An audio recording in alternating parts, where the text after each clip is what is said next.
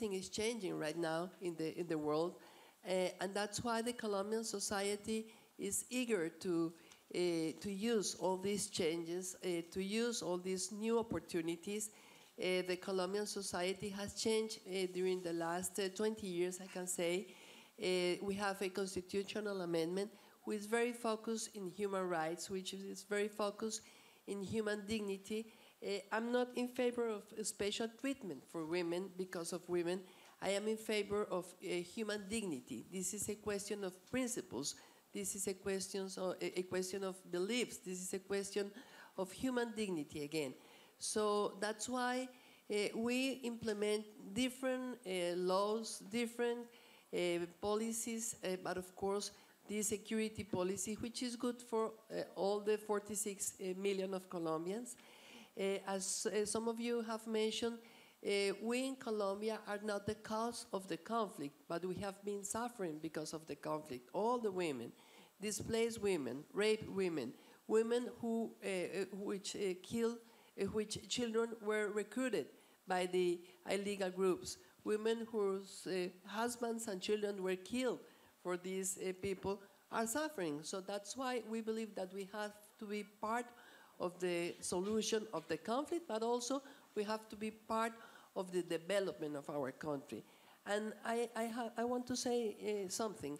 This is about figures, of course, because the World Bank has demonstrated that if women could be included in the opportunities to be educated and to have a job, the GDP in all over the world could increase between 2.5 and 4%.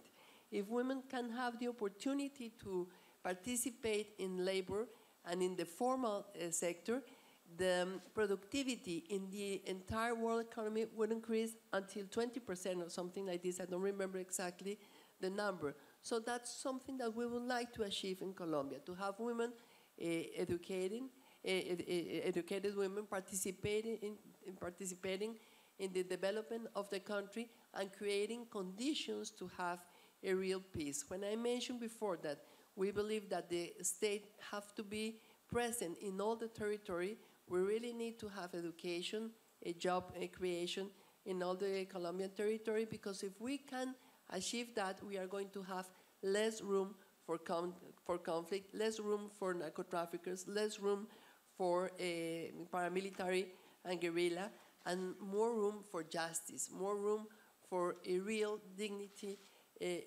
for all the human beings in Colombia. So that's something that we are doing about gender and quotas. We implement in Colombia gender quotas 23 years ago. At the beginning, it was very difficult for the Colombian president to have this at least 30% of women in the Colombian cabinet. But this government has 40% of women in the cabinet, not because they are women, they are capable women. They are very important women. So 40% of the cabinet, he's not obliged. He really needs to have that kind of women in the Colombian cabinet. But those women 20 years ago, 30 years ago, they opened the road. They start doing this process to make a change in the cultural attitude of the Colombian society.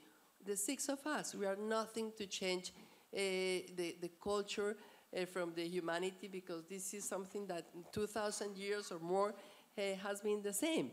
But we are able to open a road for new women to have more room in the societies. In Colombia, we have also the general prosecutor, the general controller. They are women right now, capable women, very active and very committed with the transformation of the country. So I really believe that we have to open room, we have to promote women, we have to ask them to work with a very high standards, looking for excellence, looking for the improvement of society without special conditions just because they are women.